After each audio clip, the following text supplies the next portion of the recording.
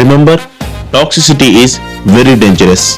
For example, మనం recent గా అయిన ఒక సిచ్యువేషన్ ని తీసుకుందాం.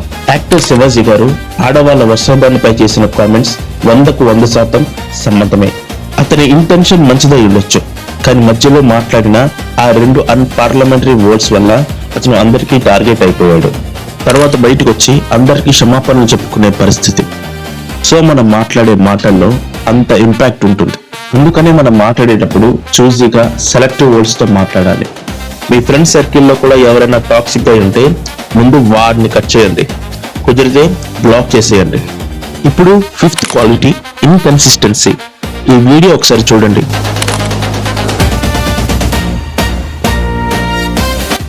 ఒక్క స్టిక్ కూడా పట్టుకోలేకపోతున్నాడు కదా. అతను ఎవరో తెలుసా?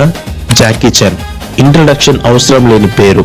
ఒకప్పుడు రిఫ్లెక్షన్ కి డెఫినేషన్. ఆయన ఎంత ఫాస్ట్ గా మూవ్ అయ్యేవారంటే ఆయన కొన్ని మూమెంట్స్ కెమెరాకి కూడా చిక్కేవి కావు. One of the fastest man in the planet. కానీ ఇప్పుడు ఏమైంది? కాలం గడిచింది. ఒక్కసారి గాని ఏజ్ గాని అయిందంటే అది మళ్ళీ తిరిగి రాదు. ఏం చెయ్యాలన్నా ఇప్పుడే చేయండి. This is the right age. రేపు చేస్తాను, ఎల్లుండి చేస్తాను, తర్వాత చేస్తాను, ఇవన్నీ పక్కన పెట్టేయండి. ఏదో ఒక రోజు మీరు కూడా జాకీ చాన్ ఏజ్ కి వెళ్లాల్సిందే.